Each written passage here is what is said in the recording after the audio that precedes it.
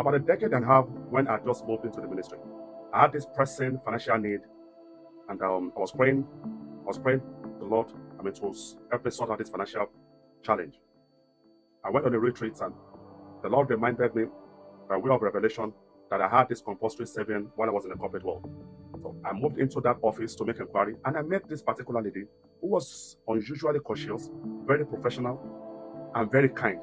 Her mannerism to people was actually was endearing to a lot of people. So I waited for my turn so that I be able to get her attention, and she helped me, gave me all the conditions and all the documents that I would need. So I returned back to that same office. After some few days, I've been able to gather all these documents. And of course, I waited also to be able to, that this particular lady be able to attend to me. And she did just exactly that. She went out of a call of duty, and not just only me, every other person that she had attended to before me. So I was more than happy. Remember at this particular point, I was in a wilderness experience. The challenge of just being in ministry. I'd left the corporate world, no particular earning, and I was in outreach ministry. So all of that, I was a bit agitated, and the constraints and all of that. So the way our manner she spoke to me, the way our manner she helped to sort out my challenge, and there I felt like blessing him with a material substance to which I actually did not have.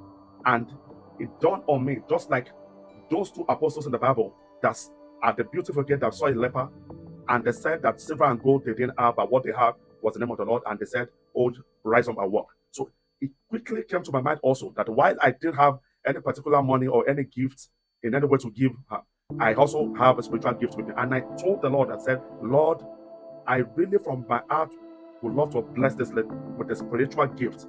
And the Lord opened my ear, and instantly I had the name called Benson. And I approached her and I said, "Hello, woman, who bears Benson around you?" And she left all she was doing and she gave me that attention. He said, "It's my first cousin." And this was during the Unitide season. In other words, about the Christmas time that people will be traveling out of Lagos. And I said, "Thus saith the Lord, this Benson actually wants to travel by on the 23rd to Benin." He said, "Yes, yes." I said, "If Benson would travel and would not obey this instruction, Benson would travel and would not return back." Of course, those were early days when, the prophetic grace had just been released. A little wisdom to manage the information wasn't there, please. So I would say it expressing the way the Lord gave me the file. And I said it, and I said, by the 23rd, Benson was going to travel, and that if Benson would travel, Benson was not going to return. She was shocked.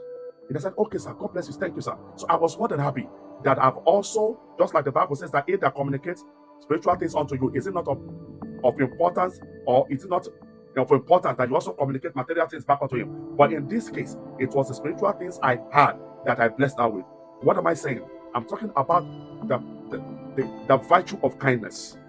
Many have lost the real opportunity that could have bettered their lot in life just because they do not show kindness. In Proverbs 11:17, the Bible says, "He that showeth kindness," the Bible says, "benefits therein himself, and that he that is cruel also ought its own soul."